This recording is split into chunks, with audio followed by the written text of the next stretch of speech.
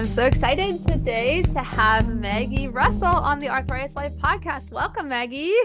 So happy to have Hi you there. here. Yay. Can you let everyone know quickly, this is a topical question because I know you just moved. Where do you live and what is your relationship to arthritis/chronic illness? Sure. I now live in Nashville, Tennessee for the last week. Yay. I think there's a little bit of uh, disagreement about whether where I live is actually Nashville or not. It's called Green Hills and Okay. it's its own thing, but it's not. It's still Nashville. So it's Oh, like right nice. on the kind of southern part of Nashville that goes into the suburb of Brentwood, which is where the most of the country music stars live. That's exciting. And Yep. where are you from originally? I grew up in Connecticut and then we moved to DC. And then I was sort of variety of places for school. And then I moved to Philadelphia. So I lived in Philly for the 15, 16 years. And we were in Utah, which is where I started with you guys, and then got out of there. And now we're in Tennessee. Wow. Oh, and I forgot the second part. Yeah, what is your relationship to arthritis/chronic illness? So my dad had axial spondylosis. Sorry, he had ankylosing spondylitis, Hmm. which I didn't realize. We just knew it as his arthritis. So then when I got very sick, it took a while to figure out that I also had a sort of version of it, which is axial spondylitis, which Hmm. is sort of the bigger umbrella, and then the ankylosing comes underneath that. Um, so I have that. I have what I like to call old lady arthritis, which is just regular arthritis, just in my Osteo knees from running, Yeah, the osteoarthritis. osteoarthritis. Yeah, yeah. Um, and and chronic illness. So I am very mildly hypermobile, like part of the Ehlers-Danlos spectrum. I'm sort of all the way on the JV team of that. Mhm. And that was sort of what was getting me into understanding connective tissue issues, which is, part of arthritis. And that process started me off understanding sort of chronic illnesses. And I also have symptoms consistent with sjogren's, like the biopsy that I've had is pretty much sjogren's, Mhm. and then Raynaud's, and then I have migraines that are sort of drifting towards chronic migraine. Chronic migraine is actually 15 out of 30 days, and I don't have that. I have it about four days a month ish, unless there's storms. Did I nail all of that? I can't I think think of you what else did. I It's have. a lot. It's a lot It's a to keep lot. track of. It is. Yeah, It's a yeah. hoot nanny. Vestibular migraine is The vestibular migraines, and I mentioned this only because it was hard for me to figure out, and then I had to sort of lead some doctors in that direction. Vestibular migraines can happen. Your migraines can change after a bad illness. Mm. Mine changed after a really bad illness in April of 2023 from regular painful migraines to vestibular, which is really bad vertigo, very disorienting vertigo. You feel like you're falling down. And that's actually common, and it can happen to people after COVID. So if anyone Yes. listening all of a sudden is like, why am I not dizzy, but literally I feel like I'm falling, that's something to go see a neurologist about. I actually did that myself and it was so weird because the only time it was happening was precisely an hour after I would fall asleep. One day out of the week for a while, and then it kind of went to once every 2 weeks and then once a month, and then it just went away. But I would wake up feeling distinctly like I was falling, and it would be really panic inducing, but it wasn't. I've had panic attacks before, and it was not at all consistent with those because it wasn't occurring around any sort of events, and it was always exactly an hour after I went to sleep. And no, we never figured out. The only correlation we can make to it was to COVID because it started immediately after my first time I had COVID. Yeah. And I Strange. also forgot that sometimes folks with Sjogren's can also have some neurological involvement. So it's common to have some sort of migraines. And I think learning about migraine can help people understand when they have headaches versus migraine, because migraine can really can be responsive to a whole different set of drugs. And so there's a lot of migraine that's like nausea and feeling uncomfortable and that kind of thing. That's not just headache. But I also have POTS, the Mhm. postural orthostatic tachycardia syndrome. I'm so proud of Yeah. myself for nailing that. Yes. Um, that's again, like the same, like JV team versus varsity, folks who have just POTS, I very much hats off to them for the way they live their lives. Mine is much more mild. Mhm. And it was easily resolved by just being really careful about sleep and movement. I mean, salt and movement on sleep is also helpful. Yeah. So, and I mentioned POTS because a lot of folks who have some of the inflammatory arthritises have an overlap with that and don't know, like, why am I feeling dizzy? Why, that kind of thing. So it's Mhm. another one to look into. And yeah, I only recently learned actually that also people with any form of inflammatory arthritis or autoimmune forms of arthritis, like rheumatoid or axial spondyloarthritis, also are more likely to have migraine to begin with. So Oh I didn't yeah. know that. Yeah, no one knows if it's causal or just correlation. And so that yeah, that's something I learned from creaky joints. And I love creaky joints. And one more thing, which is the inflammation from the axial spondylitis and from sjogrens, like a prolonged period of inflammation can affect how your thyroid hormones become converted. Oh, And right. so when you have a interference with the conversion of one hormone to another, that can lead to hypothyroidism. It's your thyroid can be functioning. It's like having a television on, but you don't have the right like converter to get the cable into the house. Mhm, And that's mhm. called euthyroid. It usually only happens to people who are like in the hospital with, double pneumonia. But it's common, like 20% of folks who have RA can be Wow. euthyroid. And folks might not know it can be very dangerous to be hypo, an O thyroid. It can affect how your heart works, et cetera. It also can make you really freaking tired and have brain Mm, fog.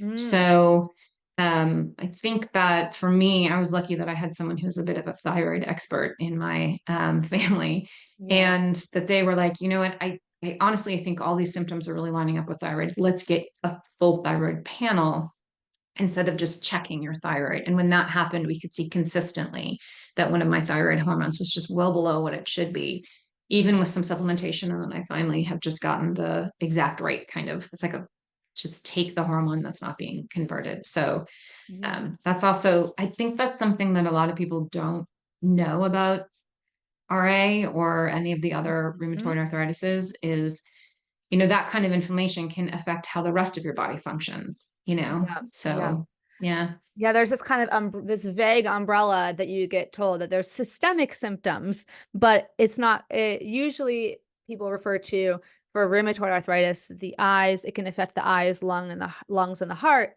Those are the big three that are typically affected for systemic symptoms. But there's so many more, like you're saying, Yeah. thyroid.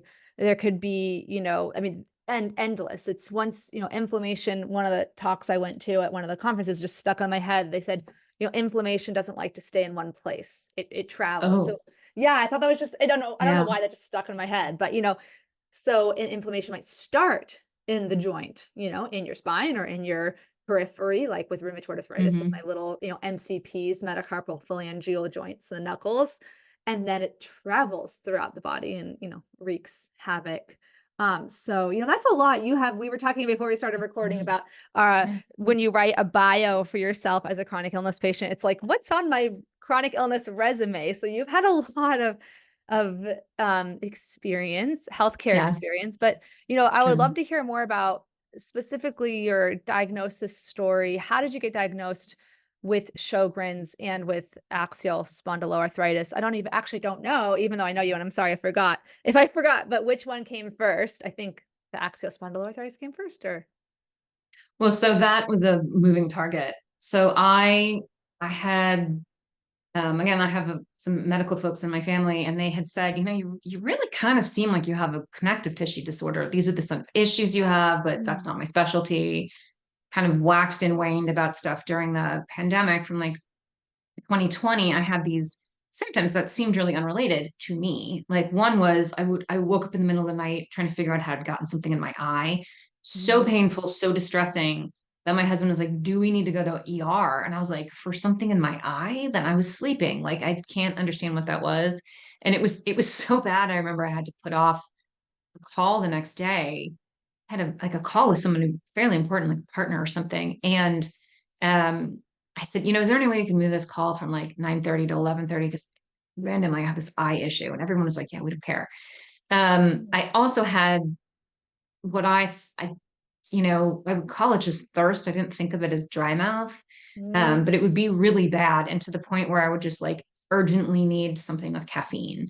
Not caffeine, something with carbonation. So either like a really aggressively bubbly seltzer or like a Diet Coke. So we started just having that in the house because it would be these moments of just like stunning, like almost like an urgency that has almost like a little bit of panic to it with the dry mouth. And I had also, before the pandemic started, like in February, February into like late 2019, had gone back to the eye doctor and was like, my eyes are just really dry. Like, what am I doing? Oh, just use eye drops. Like, okay.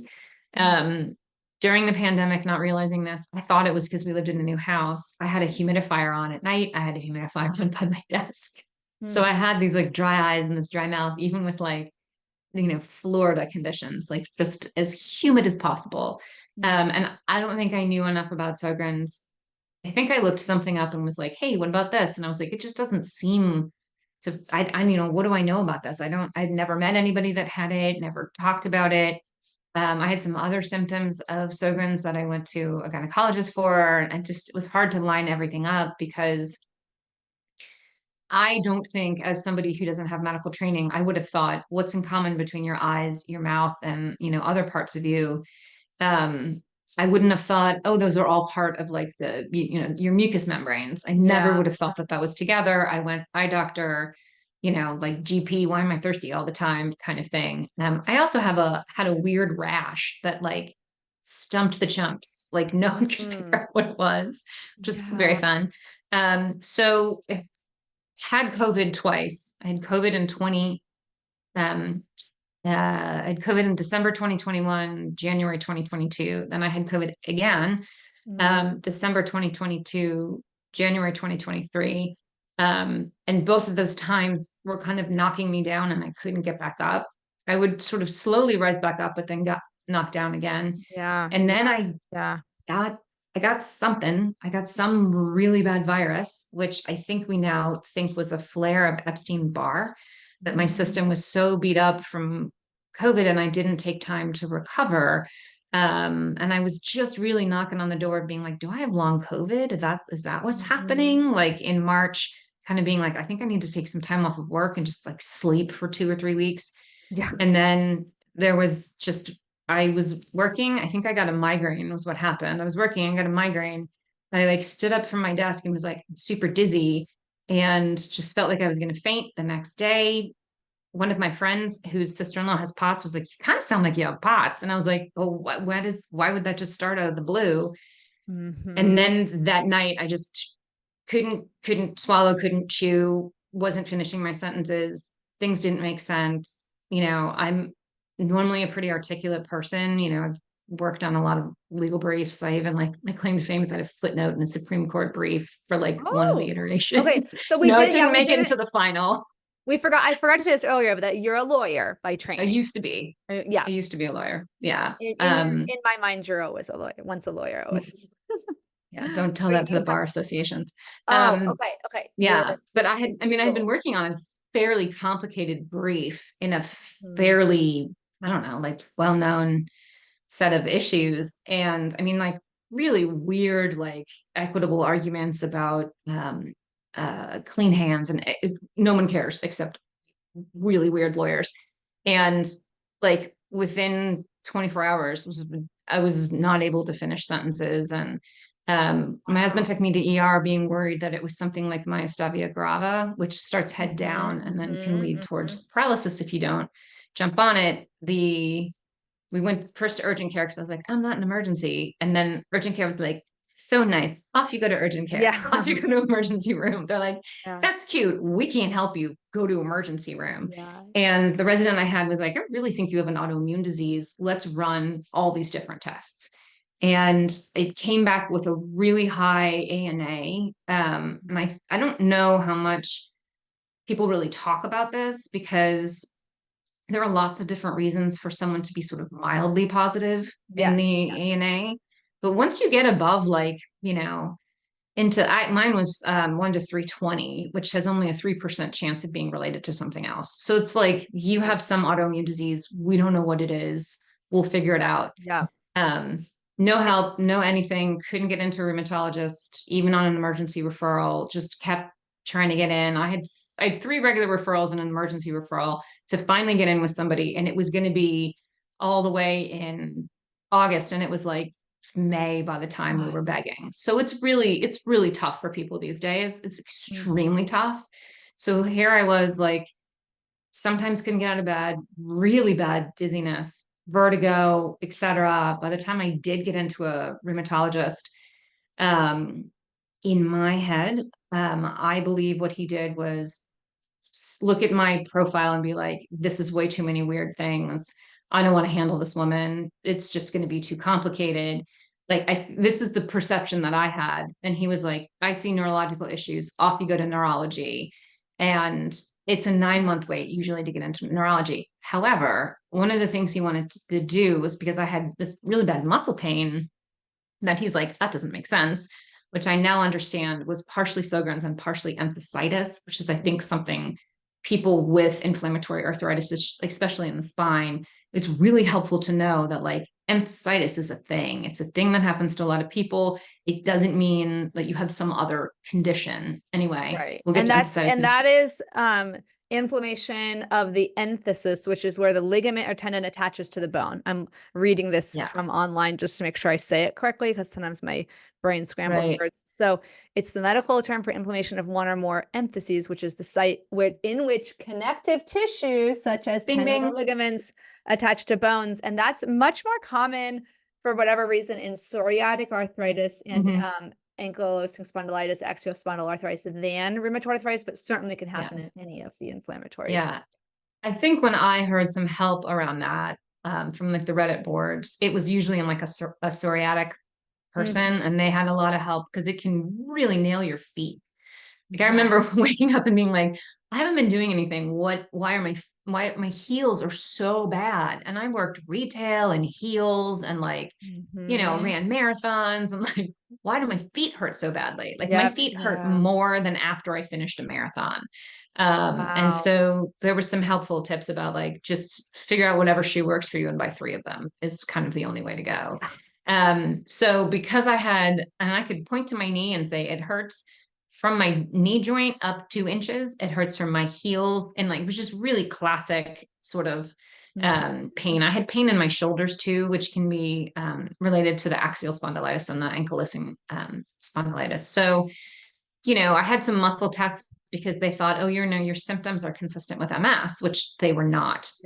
Just Mhm. having muscle pain is not MS. I got very concerned about MS because it's a serious and very frightening Yeah. disease for a And lot of people. And if you're having Um, headaches and eye issues too, those overlap. I mean, I was tested for MS also, yeah, actually 10 years after my diagnosis of RA, but long story short, it's not unusual to have to rule that out at some point. yeah. No. I was lucky enough that the MS test, which is this not super comfortable, like plug electrodes into your parts of your body and run electricity through it, that normally what you need to do is see the neurologist, do the test, and then have the evaluation. But the neurologist that I got is just a lovely man. If anyone is in Utah and needs a neurologist, I highly recommend Dr. Clark Mosier. And Okay. he's just was very smart and very fabulous. And he was like, let's put pause, have time, let's work through this, and explained to me, like, so that I wouldn't worry, like,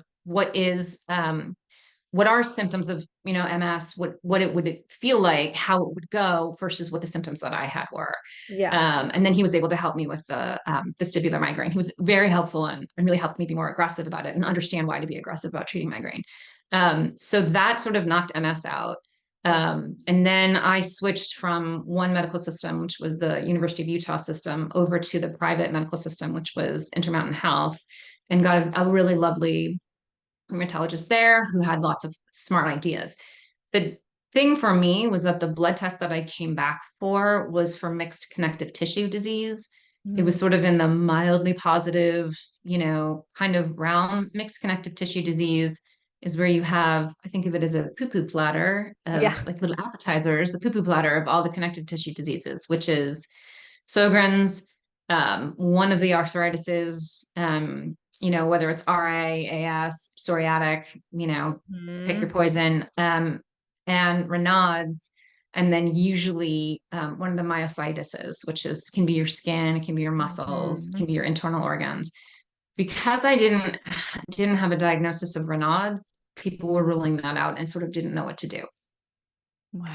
I now have a diagnosis of Raynaud's, which I forgot to mention. I Oh sound like yeah. a red hot mess. No, it's okay. At I least I'm a had that chipper red before. hot I mess. always forget that I had Raynaud's or Raynaud's, however we pronounce it, long before anything else. Like I have memories of playing soccer in cold weather and just my fingertips and my toes were just white. I mean, white is totally no circulation. Yeah. So I'm a very pale person. I'm Yeah. a remarkably pale person. I am paler than many folks who are from Ireland pale. And so I remember saying to my husband, how am I going to know if I'm white? Mm-hmm. Like, Oh, I'm you know. Yeah. really white. Like, am I going to catch that? However, he had said to me, like, your hands are so cold. There's no way you don't have a connective tissue disease. Like, you Mm-hmm. must have Raynaud's. And I'd had it like, one of the pediatricians had said something about me when I was a little kid about having toes, and my sister heard frosting toes. So it was like a Mm-hmm. joke when I was growing up about having like, icicle toes, frosting toes. Yeah. Yeah. Um, so I now understand that I have Raynaud's. The Sjogren's test, the anyway, the two Sjogren's tests that they do, um, about 40% of folks who do have Sjogren's don't test positive on those things. Yeah. So Yeah. it was a little bit difficult to get a diagnosis, which is why I then ended up finally getting a biopsy when I um, had some other, sort of mouth issues. I had a salivary stone, I had a tonsil stone, I had inflamed tissue behind that. And I wasn't able to swallow. I had to PAM like pills. I was on a lot of, and you can hear it in my voice because it's usually not this bad. Oh. I had a lot of like swallowing issues. I had a lot of mushy food. I like figured out the 17 different ways you can eat bone broth to get some protein. Wow. And I Yeah. think it was particularly bad. So when it comes to diagnosis, I think one of the things that I sort of needed to like own and accept was the idea that it really does take a very long time to get diagnosed. Not Mm. only because it's impossible, you have to get all these other specialists who can rule things out and get all these tests done, but it takes forever to get into the doctor to start all that process. And it's just really long. It's just, and I think especially for people who have a bunch of different stuff going on, maybe even people during the pandemic who just kind of weren't going to the doctor because if it wasn't that bad, let the doctor be for people who, really that's sort of my mind was like, hey, my eyes are dry and I can't, I'm thirsty all the time. Is that really enough to go to the doctor during, the pandemic? Let the poor doctor, have their time. So I understand sort of a medical journey as there's the discovery phase and the treatment phase. And after you've gotten out of discovery into the treatment phase, you're kind of tinkering with what treatments you need. And I think really the biopsy that I had in May, it's June now, the biopsy I had in May was the sort of the like, yes, we all agree that you have Sjogren's. It had been like all these ENTs and speech therapists had been like, you have Sjogren's, we can see it, but we can't diagnose you with it because it has to be diagnosed by a rheumatologist. So, Yeah. And um, sorry, keep going, continue. If you need to get some water, speaking of that, yeah. yeah, I mean, speaking of I that, really think that, yeah, I will say for the record, I myself didn't know how systemic Sjogren's was. And actually, there are thinking about changing the name. They, like medical entities, are considering changing the name just to systemic Sjogren's disease versus just Sjogren's because your ability to swallow is such a primary primal life function that if that's disrupted, that is huge. And like you said, it's a it's the membranes of your entire body, not just your eyes and your mouth. That might be where you feel it, but it can be your genital area. It could be inside all of your organs. That affects digestion the entire way down the tract from the esophagus to the colon. I mean, this is such a major condition that is beyond dry eyes, that hopefully just you sharing your stories is helping people. Well, and I think that's important too, because I had been to a variety of gastrointestinal specialists, and Mhm. had ENGs and had colonoscopies and had all of these things because I had these like Crohn's like symptoms, but they couldn't find the Crohn's. I was tested for celiac, I was tested for all these different things, and they just couldn't figure it out. And I now understand that was probably Sjogren's. I Yeah, think it's yeah, me too. Yeah. the Sjogren's Foundation, which I hope you'll link in Yes, I the will. notes. And I'm sorry to belabor this, but I think Sjogren's, the overlap between Sjogren's and the rheumatic arthritis is actually kind of high, right? Like It there's is. a relatively high. So I hopefully don't this know the is number off the top of my head because Sjogren's is very underdiagnosed, super to begin underdiagnosed. with. Yeah. But yeah, and I actually, yeah, if I look back, my own doctor has basically said like it's such a subjective diagnosis at this point that Yeah. the last time I talked to her about it, because yeah, my all my very first symptoms were GI, all Hmm. 100%, like it was, and dry eyes. So that's actually what I was going Hmm. to the doctor for before I was going for my quote unquote sprained finger, because again, I was triaging the sprained finger to like, which ended up, it actually was rheumatoid arthritis, my first joint symptom. But yeah, I went to the GI, all the GI doctors for, I got diagnosed with gastroparesis, which is delayed stomach emptying, which is part of Hmm. autonomic nervous system dysfunction, which again can overlap with things like POTS and can overlap with Yeah. uh, people with RA are more likely to have autonomic nervous dysfunction. But to this day, I don't know if I have Sjogren's or not because my doctor's like, kind of like it wouldn't really change our treatment plan.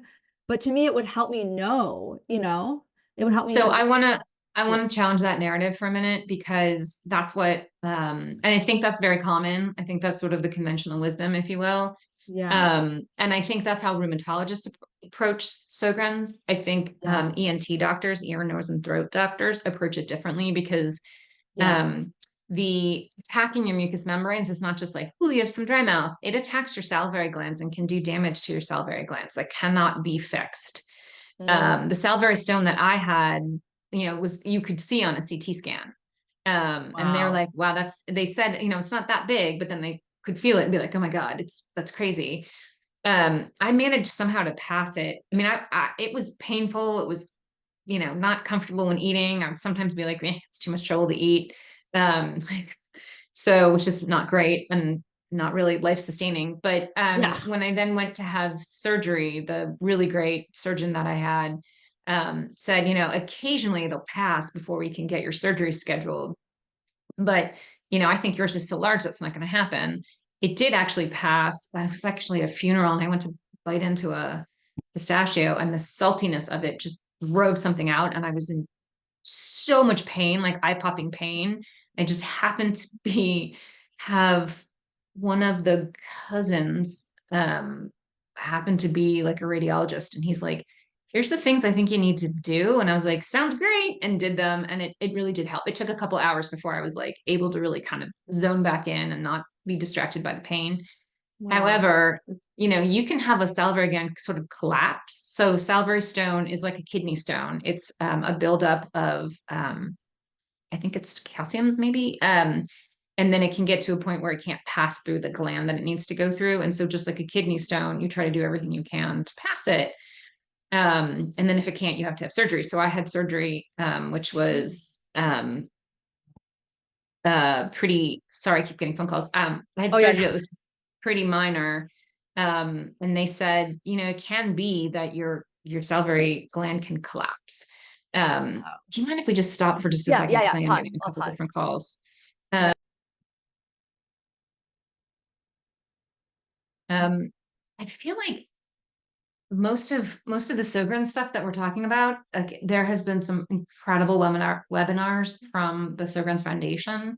And one of the things that they really hammer on, which is, well, whether we diagnose you or don't, the treatment is the same. Drink lots of water, use eye drops, have a humidifier. Well, but that's not great because water is not the same thing as saliva. And if you're not saliva is an enzyme. So if you're not producing enough saliva, you could be having trouble breaking your food down, which then actually is a nutrition issue.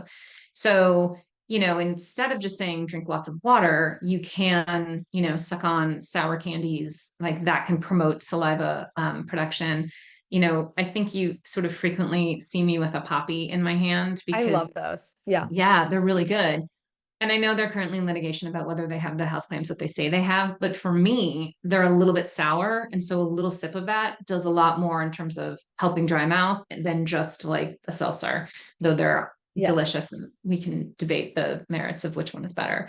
But like you need saliva to protect your teeth, not water. You Mhm. need saliva to swallow things.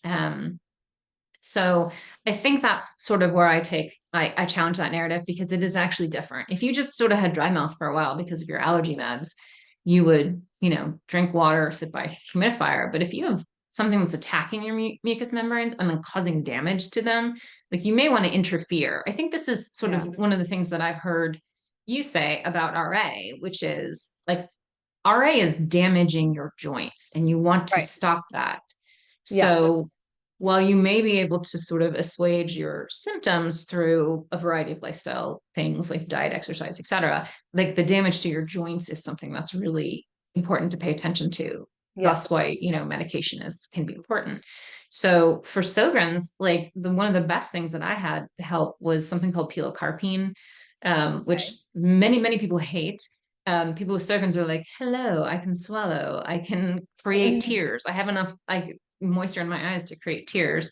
So pilocarpine helps a lot. I got pilocarpine from my dentist, and then Oh, asked an ENT to switch the script over because dentists, it's a lot more cumbersome for them to write prescriptions. right. Dentists Right. also will jump in on Sjogren's because they understand the damage that's happening to your teeth. ENTs Yes. are much more aggressive about it because what can happen. In addition to like sucking on hard candies or sort of those sort of things, there's an inhaler that you can have. It's sort of fits under your face and you can inhale saline. And that can really help sort of preserve all that. So I understand that the conventional wisdom is sort of avoid medication and then do the lowest dose necessary. But for me, when I did get a script for Plaquenil, when it's been a little bit over a month now. I mean, I was really quickly able to see how Plaquenil helped me. The muscle pain that I had went away. Some of my joint pain is better. Unfortunately, does nothing for my axial spondylitis. But that's Great. what methotrexate and Humira are for. And but it like stomach issues that I'd had for, I mean, I think I started going to the doctor about them in like 2011, 2012. Those are almost entirely resolved. The weird rash I Wow. had pretty much gone. And that's, I mean, like in the span of a month to have a lot of your symptoms be resolved by, the nice thing about methotrexate, at least for those of us that take it in pill form, like it's off patent. It's like $3 to get That's methotrexate. what, yeah, that's what was so devastating when it was being, there was lack of access to it due to the whole legal issue with it also being used for pregnancy termination, that you're Oh, literally sure. taking away the only inexpensive medication for rheumatoid arthritis. Like everything Yeah. else, like you have a $3 methotrexate or you have $40,000 biologics. Like there is Yeah. not a lot of in between. But yeah, and you mentioned, the conventional So wisdom being to not just medicate. to Yeah. finish that Oh, yeah. thought, Plaquenil is off patent too. So Plaquenil is like That, yeah. $3. And Yeah. it's those drugs, methotrexate obviously has lots of side effects, and there's lots of reasons why people would not be able to stay on it. Plaquenil has some like serious like potential side effects for some people involving the eyes. But like to have that successful, in my opinion, of a medication. I mean, I suffered, just had none of the things that I like to do, which were like reading and knitting, like super exciting, homebody life that I have. Like, Mhm. I couldn't do those things. I didn't have the energy to like follow up with someone who texted me. So the loneliness involved with it was really high. So then once I started methotrexate, like overnight, I was like, ooh, I'm back to myself. And the same thing with Plaquenil, not quite overnight, but really quickly, I was like, hey, I can go for a walk without having gripping muscle cramps, you know? Ah. So Yeah. sorry, I just wanted to go that the No. Plaquenil is also off patent. Yeah. No, you're Versus right. All the Humira. conventional, they're called like the conventional DMARDs, like sulfasalazine, disease modifying.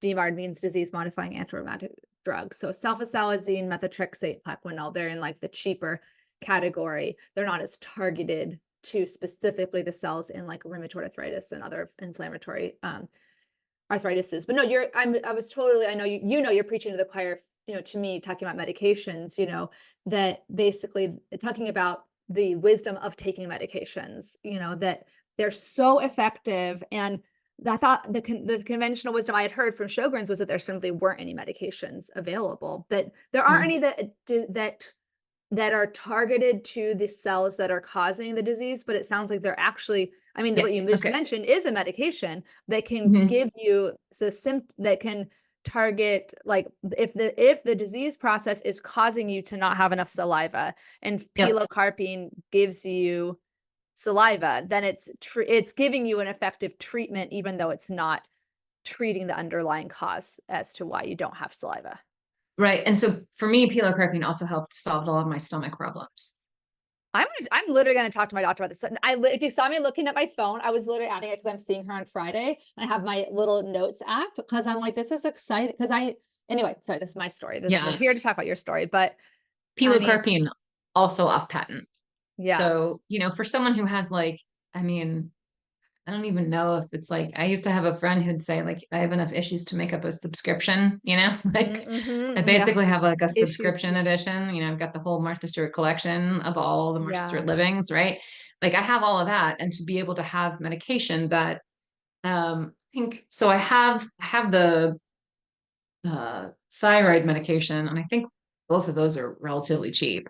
Like, so I have Mhm. this little like handful of, magic potions that cost like $3, $5, whatever it is. And then I also have Humira that Yeah. Yeah. was so much money that I called my insurance company and was like, hi, I have this bill here for $500. And I was just wondering what portion is mine and what portion is yours. And they're like, no, no, that's your portion. And I was like, oh, well, then what's your portion? And they said, it's the 5,500 that we're covering. And I was like, great. Can I make you some cupcakes, or would banana bread be more? Yeah. Just keep Yeah. covering that. Yeah, no, I mean, it is really expensive, and it's effective, Yeah. right? All the biologics are effective, but man, I don't know. I remember stopping and thinking like, ooh, how do people do this? Well, and now there's biosimilars, but they're only like they're 90% of the cost. So they're really not. So once they got out of the you're the lawyer, so I don't remember the names for all this stuff, but they're out of the patented phase or whatever when only they can make the drug. Now you can have biosimilars, but it brought the price from 5,500 to 4,600. You're like, okay, Yeah, great, a month.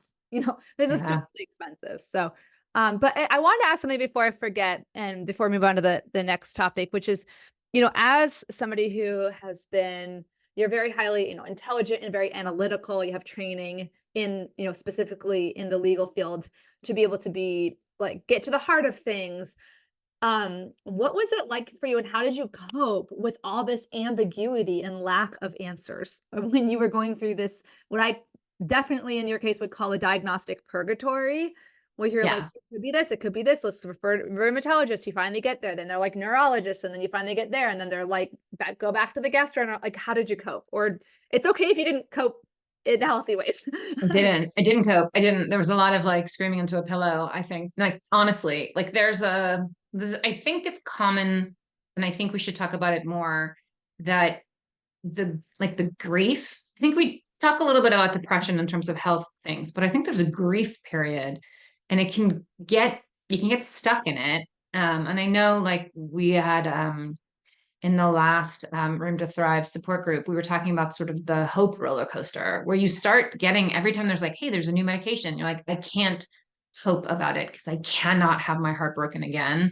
I Mm, think for me, there was a process of just like you literally are just sort of waiting. I think for me, part of the problem was because I had to let go of my job in May when we didn't know what was wrong with me. And very lovely partners were like, come on back as soon as you're ready. We'll take you 10 hours a week. We'll take whatever, which was enormously generous of them. I think was part of the like upside of the pandemic is that a lot of employers were like, we're just going to have to figure out how to go forward with folks on a not 40-hour a week kind of thing. And I couldn't even do 10 hours a week. Like I couldn't focus enough to do like some really basic stuff. So because I didn't have a job, when people would ask me, and because I'm also like fairly articulate, people would assume that I was doing better than I was. So then when they would be like, well, you're not really having any problems, I'd be like, I can't unload the dishwasher. Like, I just want to be able to unload the dishwasher. Like, yes, I'm not going to go back to running half marathons or, 10Ks, but I'd like to be able to walk around the park. Like I had to learn how to make it really concrete. And it took a while to understand I wasn't going to the doctor to get them to care about me. I was going to the doctor for very specific purposes. You, gastroenterologist, who's lovely, you need to help me with these esophageal things. I need to get this CT scan. I need to have a referral to ENT. You, NP, I need you to help me get more baclofen because for me, and I know this is a difference between the axial spondylitis and the RA, like laying flat on your back is torture. It is the one thing I cannot do. I can go to yoga class and my back will feel better. And then you lay down in Shavasana and you go to get up and you're like days of pain from that. Right. So you have to sleep every night. Like you can't sleep sitting up. So the backline for me helps me not wake up in pain multiple times a night, which then helps me live a life. But like understanding who's doing what and orchestrating that, it is like orchestrating a circus. It's a lot.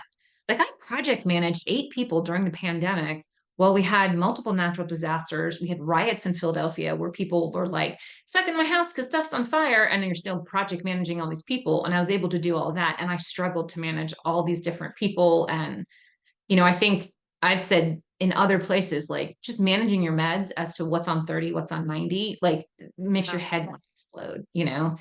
It's a lot. And I think it's, like you've said, it's a job. Yeah. It's a job. You can learn it.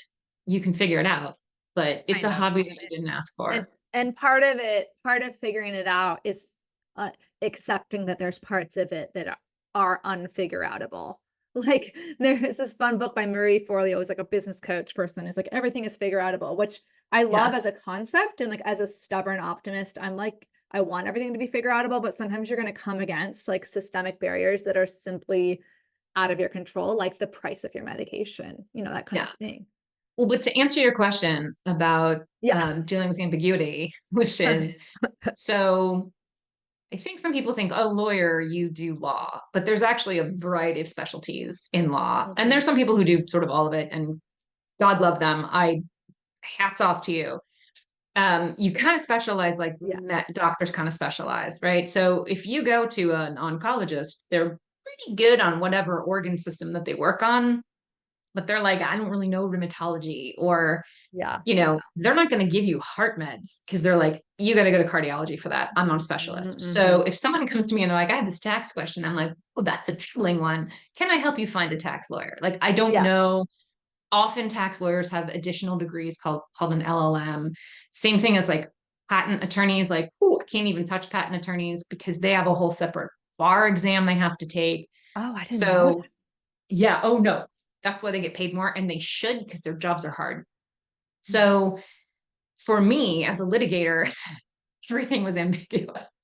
Like everything was ambiguous. We were working on usually 2 sides to the same set of facts, sometimes 3 or 4. I started off in bankruptcy as a clerk to a bankruptcy judge doing corporate bankruptcy. So if you had, let's say you had one of the bankruptcies we had was the American Banking Financial Institution. I think that's at ABMI, something in that. It was one of the folks that were doing this sort of in the housing crash, they were securitizing loans and doing different mortgage lending. It was super confusing. But you had the company, right? You had them. You had someone from the United States trustee's office to make sure there was no sort of shenanigans going on and self-dealing. Then you had people who were representing all of the major creditors, right? So you now have 3 people in court who may have 3 different things that they need to have happen. Then you can have bondholders. Then you can have customers. then you can like, it's not just one set of facts, it's a Yeah, variety of yeah, people. yeah, So I think because of that, my training was, and this is sort of my ultimate interest, when it comes to medicine, which is there's a lot of different opportunities for narratives. Like I think we think there's like one story, there's one set of truth, and yeah. there isn't, right? There just Mhm, isn't. mhm. I can tell you a story about a woman married to a Hollywood star. She's always known for her red lipstick, gorgeous long dark hair, super gorgeous. Or I could tell you a story about somebody who was an international human rights lawyer who the Secretary General tapped to ask to work on a specific issue. Those sound like two different people. They're the same person. They're Amal Clooney, right? Yeah, And that's the thing about the rheumatoid arthritis is, which is if you're trying to put me in a bucket, I don't go in a bucket. yeah, I have a variety of illnesses. And when I look at it, I look at here's the different symptoms. What do they fit in with? Because as a litigator, we're looking for what are all of the claims that can be brought, right? One yeah, set of yeah, facts, you can have, like 16 different counts against you, right? Like apparently you can have 34 different counts each one based on a document. And that's the case against former President Trump. So oh, my ambiguity, I'm just sort of used to it, right? But my approach to things and my research approach to things is like, what are the different facts? How can we rearrange them? And I don't think that's how medicine works because they're looking for this bucket, that bucket, which are based mostly on what drugs will work, right? And that's what they need to do for their circumstance and no judgment on them. But for me it was difficult because my analysis of what was going into it was like, no, let's think about all the possible things that could happen, right? And I yeah, think that was the enormity of the frustration, was how much research I was walking into a doctor's appointment with and being able to say, like, I had the blood test for ankylosing spondylitis because my dad had it, and so it's very inheritable. And the blood test that I had came back negative. So, okay, well, you don't have ankylosing spondylitis. And I was like, I just feel like maybe I was sure about that. And I looked into it, and there's an enormous amount of racial and ethnic diversity in yeah, whether that test is actually predictive. And I'm just say this out there, like for Black Americans, just on a racial basis, like zero, like they're very low on testing positive for that. And they usually have a much worse set of symptoms. yeah, So just I can start getting very angry about that because I'm certain that there are people who have had these diseases for a long time, have not gotten any help, probably especially Black women, yep, just because they're so often, gaslit by the medical system. So yeah, I just think it's like at some point I'm reading these medical journals that I barely can understand, and I can put together this system that's like actually ethnically that's not true. My dad was Italian, I'm half Italian. So Italians have a lower rate of positivity on the ankylosing spondylitis, even though you can see it on x-rays. And yeah, like, I'm walking in saying that. I'm walking in saying there is actually medication that can help with sjogren's, and this is what we need to do. And so it's just, it's a fine line to walk because you don't want to be the picky or that's the the thing, like, because people ask me patient. when I talk about advocacy, they're always like, well, isn't my doctor gonna say, well, you just use Doctor Google, or like, I'm the Yeah. expert, you're undermining my authority. And that's just a Yeah. tricky, complex. So I happen to think anyone that's like, I have authority when they're in a situation that's not immediately life threatening, like I'm concerned about that person and whether they're going to actually treat me properly in the long term. Mhm. Um, versus someone who's like, man, that's really interesting. I don't think we're there at your treatment just yet, but let's keep an eye on that and we'll move down the line with that. Right. Like Yeah, that's a yeah, good point. I don't think you need that harsh of an intervention because there's all these side effects. Let's put that in our back pocket and we'll be able to move on. yeah, yeah, Um, I think that threading the needle of like, need to be very informed and I can't be pushy. I feel like it's understanding that you're going to go in front of someone and you're going to ask them to do something and you have to pretend you don't know all of it. My yeah, first appearance in court, the partner that I went with said, you're going to know all the answers to the questions that the judge is going to ask you. It was actually chancellor, what the vice chancellor is going to ask you. You have to pretend that what they're asking you is a novel concept because you've prepared what are all the possible things they could ask, what are Mhm. all the answers. And I Mhm. literally had like tabs for like, if they ask this, there's this, case. And he's like, you have to pretend you don't know Yeah. because otherwise the judge is going to get sort of feisty with you. So I think there's a little bit of crossover between advocacy in a courtroom and advocacy with a doctor, which is I'm super prepared. I'm going to think of every question they're going to ask me. I sort of have an understanding of where I want to go with this. I want a referral to PT. I want a referral to pain management. Mhm. Mhm. What do I need for that? Who can I talk to who I already know? What, and, I mean, I don't want to tell people to go look at Dr. Google, but man, Reddit boards are fantastic in terms of people Yeah. saying their actual symptoms in ways that you can understand, Yep. lining all that up. And then when you go see the doctor, be like, what are the 3 things I need right now? Let's go over my test results or my blood test results. Let's talk about whether my medication needs to be tweaked. And then what I need to, whatever else it is. But like, that's it. You're not giving them a qualitative piece of information. It has to be quantitative. Like, this is what's happening based on my blood test. Let's go forward this way. And it's like, if you don't know to do that, if you think you're going to the doctor because they're actually going to help you and make you feel better, that's not the system that we have anymore. And that might have been true 20 or 30 years ago, but it really isn't. And they only have 15 minutes for you. So you have to pick and choose your battles. And you said that in the Room to Thrive training, which Mhm. was you need to find out how much time you have so that you can Yeah. prepare.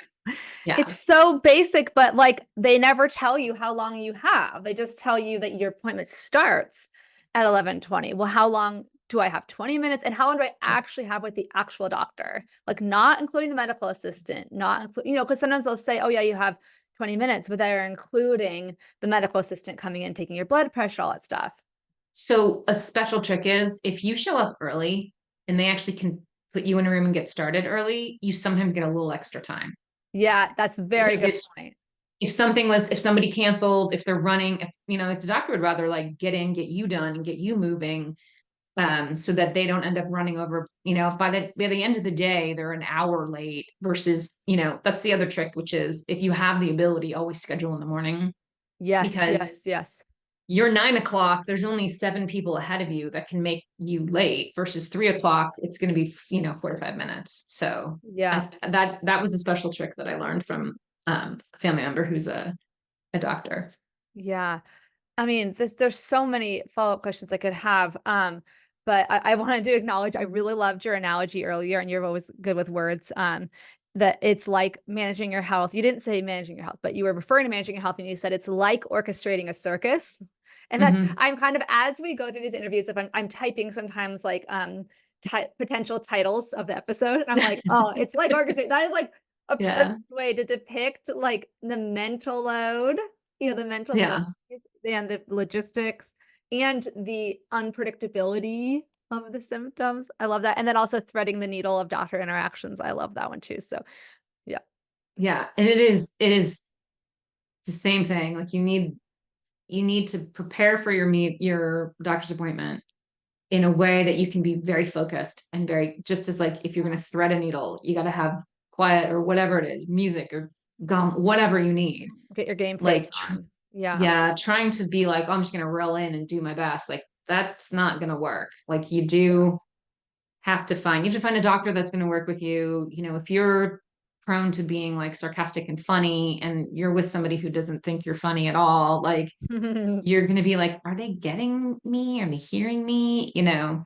So yeah, which is, if you have the opportunity to switch rheumatologists, it's quite a luxury, but most of us don't anymore.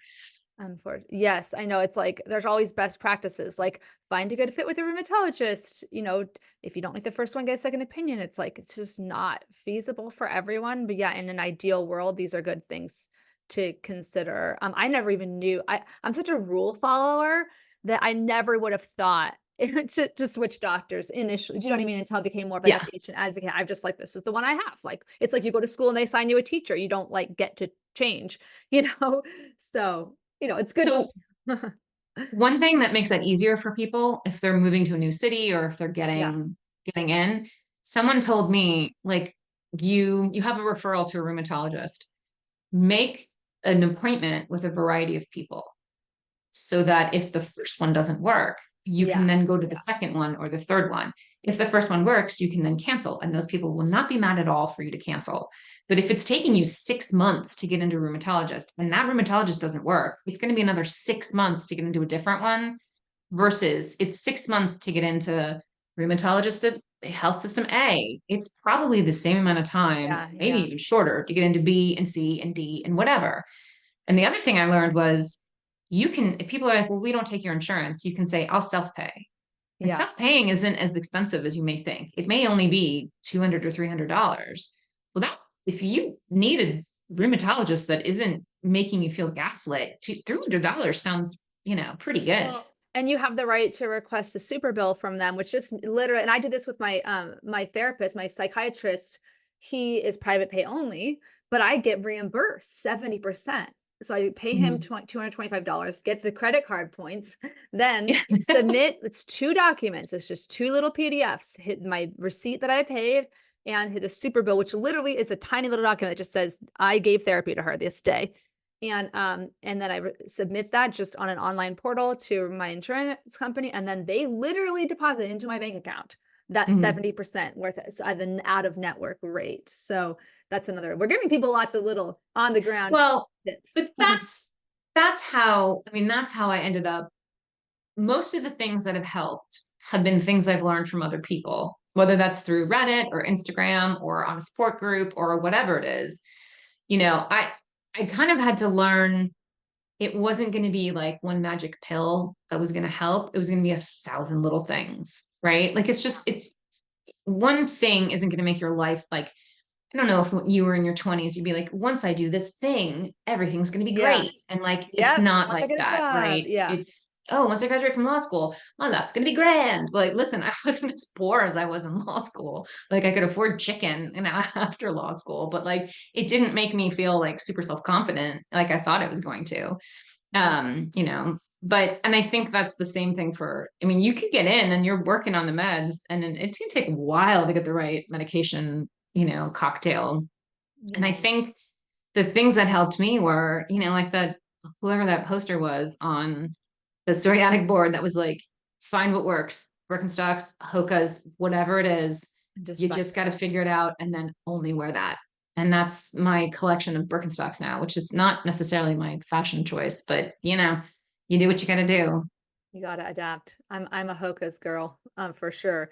But I like Birkenstocks too. But it's such I love that it's not one magic pill, it's 1,000 little things. And for some people, I was actually flabbergasted when I reviewed the research and found that, 50% of patients with who just have one diagnosis, and that one diagnosis is rheumatoid arthritis, 50% do go into remission on methotrexate alone. Wow. And I was shocked because again, I being active on social media am not necessarily exposed to a representative sample of the average patient. If you just get this diagnosis and you go and the first treatment you try is, inexpensive, and the majority of people do tolerate methotrexate fine. Like Hmm. there are definitely some that have really bad side effects, so bad that they have to stop it, but the majority don't, according to the latest research I'm aware of. So they are not having to do a lot of management. This is just they just take this Yeah. medicine. But a lot of people, it's more complicated, or maybe methotrexate works for 5 years and then it's not enough anymore. And then you got to add a biologic and then your body changes. Well, and that's true for axial spondylosis too. There are people who just take, like, I don't know, they take one of the COX-1, COX-2 inhibitors and they go on their merry life. Like, Mm-hmm. they're okay. They just take this sort of beefed up anti-inflammatory. But like, that made me violently ill. Like, I was so much pain from my stomach because I can't. And I said to my rheumatologist, like, I can't take, I can barely even take Advil. I don't know how we're going to take any of these other things. Um, Yeah. Meloxicam is what I'm trying to think of. Oh And yeah. so I can't take meloxicam regularly, but if I have something really gnarly happening with my back, I can take one, or that Mm-hmm, sort of thing. mm-hmm. So, but some people just take meloxicam and they go on with their life and they're so happy and it Wow. works great for them. And God bless them. That's not me. They're Like, probably not the that's ones not, listening to the podcast. yeah. Yeah. Well, that's the thing too, which is like, if you got one drug and you went on your life and you saw your rheumatologist every, I don't know, 3 months, you're not going to be looking for like, help me, someone please help me. Yeah. Yeah. And that was I often do say, like, that was me when I was on methotrexate plus Enbrel the first 6 years. I actually found an old blog. I'd forgotten I had a blog on, like, it was either, like, Blogger or Blogspot, and I was like, "Oh, I wonder if I wrote anything about having arthritis." And I didn't write a single thing, and I don't think it was Wow. because I was, like, afraid of a stigma or anything. It was just, like, literally just not a huge part of my life at that time. So, Wow. that is good to remember. But back to the group of people who are, Sorry. having more of a, let's just say, like, there's an old Japanese curse my friend Paul likes to refer to. There's an old Japanese curse, may you live an interesting life. Yeah. Um, this is a may you have an interesting health journey. So I would Yeah. love to, before we get to the rapid fire, I would love to just hear a little more, what I honestly don't know the answer to this. What made you want to join the Room to Thrive, educational support group, as I call it? And, how has that community helped you? think I think I had figured out the arthritis, the inflammatory arthritis, because I quizzed my mom about my dad's stuff. Mm. And that led me down, is it psoriatic arthritis or is it, ankylosing, and sort of where that was going. And I think that you did a webinar on stress. And Yes. you said in it, cognitive behavioral therapy, like, let's reframe this. Let's think about this in a positive way. Like, it doesn't work if you have an active disease process. Mm. It's acceptance and commitment therapy, which is like, this is happening. What do I need to do to work on it? And that was like, you would think, as a relatively smart person who reads a lot, like, you would think that I would have, like, gotten that, like, owned it in my brain, and I 100% didn't. And it was like a glow stick moment where you, like, break a glow stick and it, like, the chemicals combine and they change and they light something up and they're never the same again. You can't put them Wow. back into their bits again. And I remember thinking that, like, oh, this makes so much sense. And I need to go to a specific community to ask the specific people. Like, having someone tell me, like, the pain that you're experiencing is because you're stressed about pain. And I'm like, that's probably true. That's probably true. I get stressed because I can't work, because I can't sit in a chair. Like, that is probably adding to my pain, but, like, it's not pain related to a specific injury. It's not, how the neurology created it. So I think for me, when I got to that point, I was like, okay, I need to go find sort of my tribe of people who can answer what I need. Mhm. And I looked at what the components of the Room to Thrive program was, and it made me realize, like, ooh, this is going to make the, what I called my DIY RN process, like, do it yourself, like, registered nurse that you have to do to be able to advocate for yourself. I was like, this is going to speed that up and make that a lot less stressful. Yeah. And like, it really did. I think also there's a self-pacing aspect to it, which for me, having really, like, the fatigue was really gnarly. Like, there was no way I was going to be Yeah. able to do something that wasn't like, I can get to this, I can't get to this kind of a thing. So Yeah. yeah, I think that's why I dug into that. Well, and I'm really glad that you mentioned the stress management webinar. That was just a free webinar I did in the fall of 2023.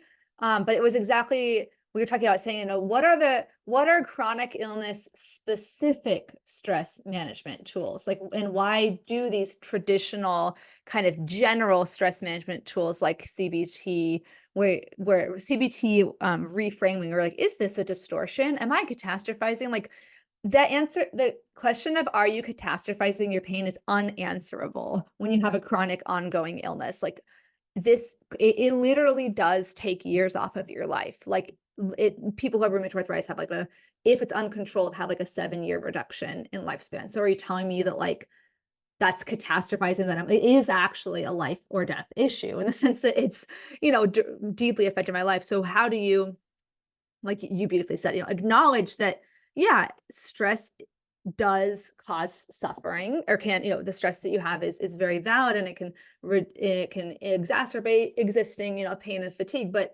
how do you wrap your head around the actual reality of, like, the unknowing, the lack of certainty, uncertainty, as we talked about earlier? Yeah. And that's what, for me, you said that, you hadn't got it through your quote unquote, like, your thick head or whatnot. I mean, I had weeks of therapy one-on-one before I could wrap my head around acceptance and commitment therapy. So I'm actually always pleasantly surprised when someone can, like, kind of have that glow stick light bulb moment just in the course of, like, a Well, workshop. and I think it's a bigger thing too, because I feel like the sort of popular psychology is very much like, it's not even the like, positive thinking, the toxic positivity, but Yeah. like the popular psychology is like, well, this is how you react to things, and this is how live your life in this way. And it's not helpful. It is not helpful to say to someone who has, a significant, impairment in their daily life, like, well,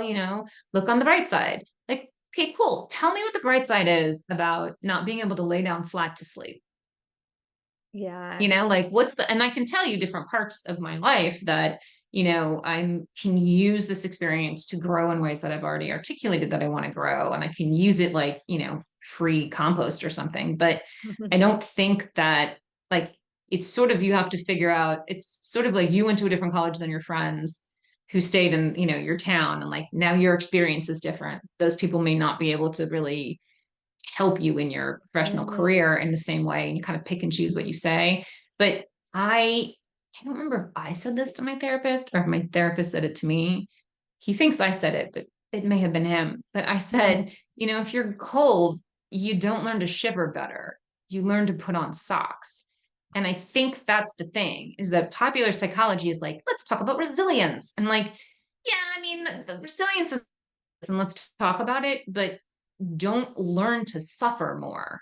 And I think when you have a chronic illness, you think you're winning or you're whatever when you're like suffering through it or pushing through it. And that's not, all that's going to do is take all the joy out of your life. Instead, if you learn, like, look, I could suffer through like super painful shoes, and I would love to, because I love, everything fashion. But I could also just be like, all right, well, if I'm stuck in Birkenstocks, I'm going to make them like silver and rose gold, and, what ones have flowers on them, and just find a way to make them feel like myself. Mhm, mhm. And I think that's, that's sort of the key to like staying with the folks who sort of speak your language in that way, in terms of the pain, which is like, who can help me find socks? Yeah. Like, who's going to help me get that, versus who's going to think, and not from a negative place, but who's going to think that they're helping by trying to teach me how to shiver.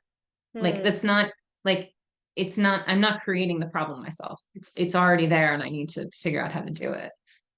That's a really fascinating analogy. Like, I feel like part of it makes sense. The other part of me is like, there's also moments where, or at least I'm trying to apply it to ACT, acceptance and commitment therapy, where we say, like, sometimes you put on the socks and you're still shivering, and like, there isn't a it's not a solvable problem. And so, Yep. how do we learn how to cope with that, and not just in a way of like, gaslight ourselves into thinking it's great to shiver, but to say like, okay, this is painful, like suffering is part of life.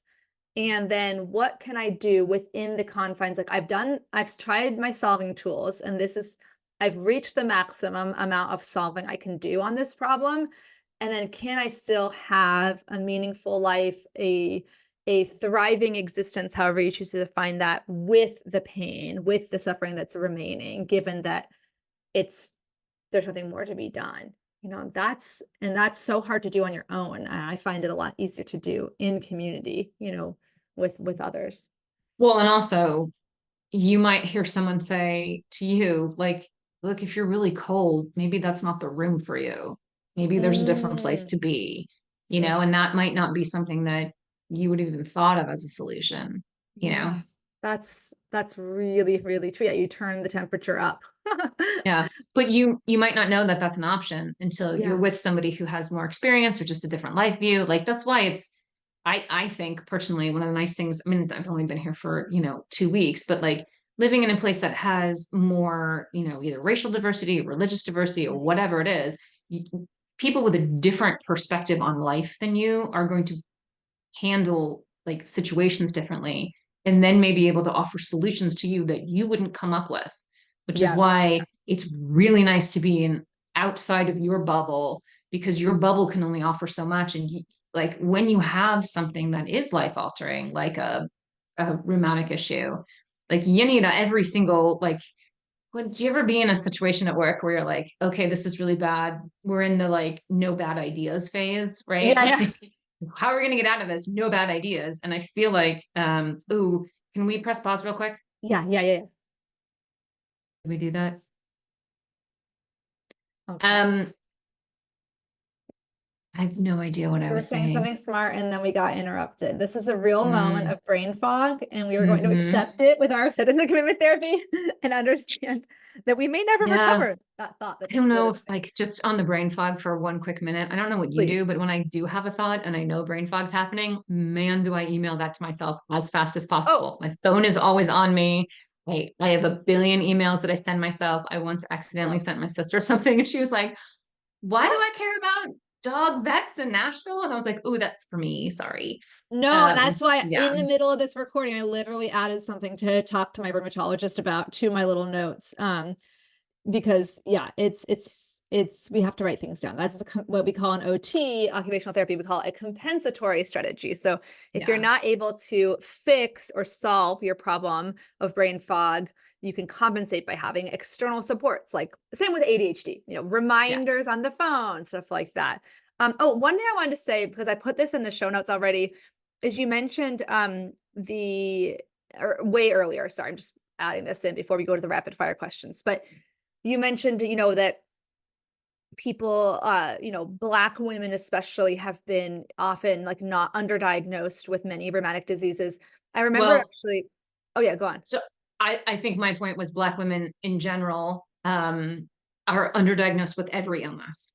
But Oh I yeah, think that's true. Yeah. rheumatic is probably part of that too. I don't have any support for that particular standpoint. I just know when it comes to pain and people believing pain, people in general, medical practitioners, women and men, and people of all varieties of gender, disbelieve women's expression of pain.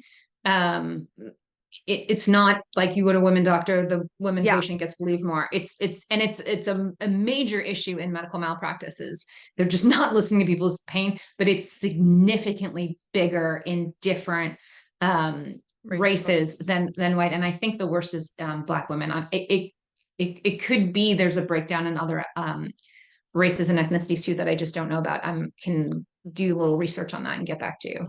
Well, and one really positive example of, system change on a systemic level is that this was recognized as an issue in the American College of Rheumatology. Specifically, they tackled it in 2021 with the lack of representation of skin. They call it skin of color, meaning Okay.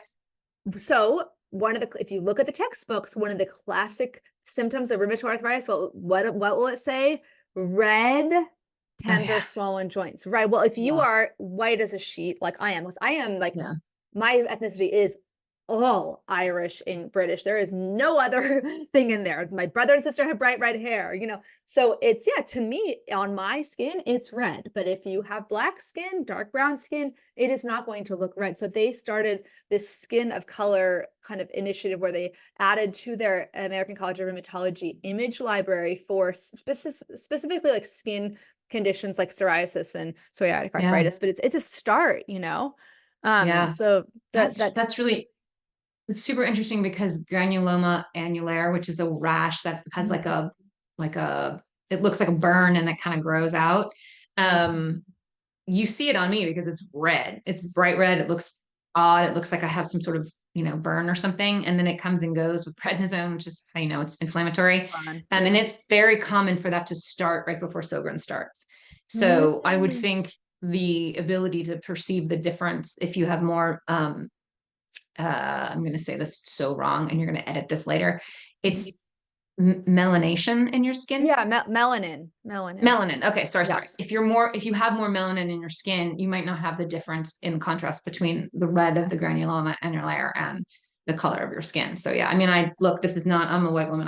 This is not my issue to sell, but just Mhm. trying to be aware of the fact that, um, this is a problem in the healthcare system that, we all kind of need to own. Yeah, and I mean, like the first, the low hanging fruit, so to speak, would be things that are extremely visible, like your skin, but Yeah. and having representation of skin of color in the textbooks, in the diagnostic supports that physicians have, but then it's much deeper and much more difficult, but extremely important to get to that. What about those mental, psychological, stereotypes that people have about, pain tolerance and women's pain and pain in people of color, non-white individuals. How are we going to tackle that? I don't know, but it needs to happen. Well, I think there's also a lot of gender and work related in rheumatoid diseases as well, because it Yeah, used to be, oh, no women get ankylosing spondylitis. Well, that's that's right. because work was physical. So men who couldn't work would then go to the doctor, right? Mhm, And mhm, rheumatoid is generally your periphery, it's generally your hands and your feet. And women's work was with their hands. mhm. So there probably have been men with rheumatoid arthritis since the dawn of time, but because their work, and I'm using air quotes, like their Yeah, work yeah. was much bigger, more physical. But if a woman can't take care of a baby or hold a baby, do wash, cook, that kind of thing, they have to go to the doctor. Whereas if a man can't do stuff with their hands, maybe not as much doctorish. Yeah, And I yeah. think how we work and how we think about what illness is, because I spend a lot of time thinking about what is illness, what is wellness, not related to work. Like you Mm, are ill when you can't work. Like, can I not be a human being who's ill and I can still work or never was working or work mhm. in a different capacity? Like, and I think that the the focus that we have on defining illnesses that's based on productivity when it comes to work, it's very like industrial revolution, like everyone's supposed to be a robot working for the exact same amount of time in the exact same amount of Yeah, way every single day, but you only sort of fall into the lump of illness such that you can get medical attention when you can't work, you can't do this, you can't do your other thing. And I think that's so why true. you find that like more more women are being diagnosed with axial spondylitis now, more men are being diagnosed with rheumatoid arthritis. I don't know what the breakdown is for psoriatic arthritis. I I think don't that's really hard to get diagnosed with, as I understand it, like just really Yeah, I think tough. and I think there's a genetic component to some of these where they might be more likely to affect, overall women are more likely to have any sort of autoimmune issue, and scientists are still trying to figure it out. But you're so right. That should be a whole other episode title of like about our whole episode topic of work and productivity and how your worth is not defined by your productivity and all that good Well, stuff. and I think also women talk to women about their health issues. So Mhm. women will talk to other women who will then say, my grandma had that and she had rheumatoid. Like how Yeah, I got yeah. into the vestibular migraine was that two women asked me, like, do you have many ears? And I was like, I don't know what that is. I don't Huh? think I have it. And then Yeah. the Do I have who? differential diagnosis for many years is vestibular Mhm. migraines. And I was like, I haven't had a migraine in 3 months. That's really weird. That's not right. Let me start tracking this. Mhm. So, but if you're not in a health conversation with people of a different, I'm saying women and men, but I also mean, gender non-binary people, and gender fluid people. But if you're not having conversations about health with people of different genders, you're not going to think that you're not going to look into that. You're not going to think, oh, Right, axial right. spondylitis, because the women in your world are only talking about, rheumatoid or, psoriatic. So, I think that underlies some also of how people get diagnosed, because I feel like in today's day and age, which is caused by the insurance companies, not by the doctors, but we have so little information and so little access to people that we're having to share stories again. And we're into that, Yeah, like, hey, this is my symptom, that's your symptom, this is what's happening. I went to this doctor, you went to that doctor. And it's incredibly important to be sharing these stories. yeah. I think that's why people are like, "Oh, get off social media. It's toxic and everything." I'm like, "I can't get off social media as a healthcare patient. It's too important." Like, Yeah, it's absolutely. definitely there are parts of it that are like a cesspool and unhelpful, but Yeah. overall, it's such a crucial tool to be. It's like I say that social media is like a giant waiting room. Like you're waiting for the rheumatologist, you're chit-chatting, it's the same.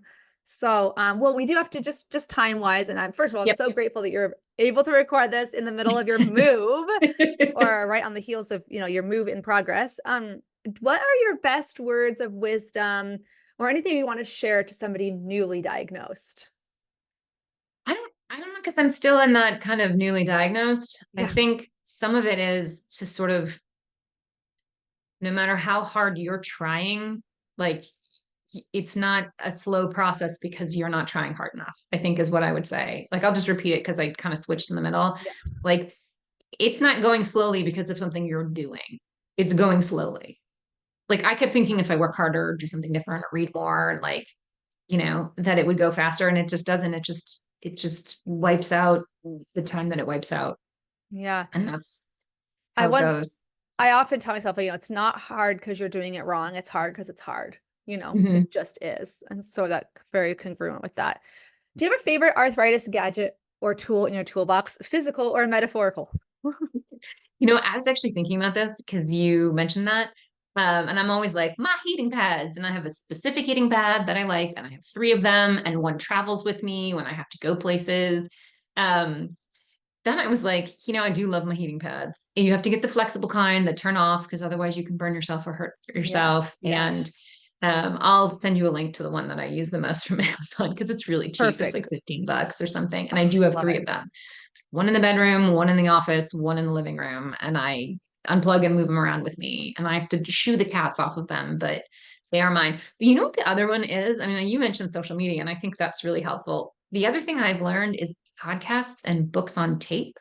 Because if you're in a place where like you can't really concentrate, uh, a book on tape is great. You can, like, if I have a really bad migraine, I can't see anything. So I can't really watch television, but I Oh, can listen to I listen to a bunch of, we call them my nerdy Supreme Court podcasts, but I listen to a couple different nerdy Supreme Court podcasts. that's so fun. And that's engaging enough if I have to lay down and put something over my face. Like, that's making me not feel like I'm just in the pain cave.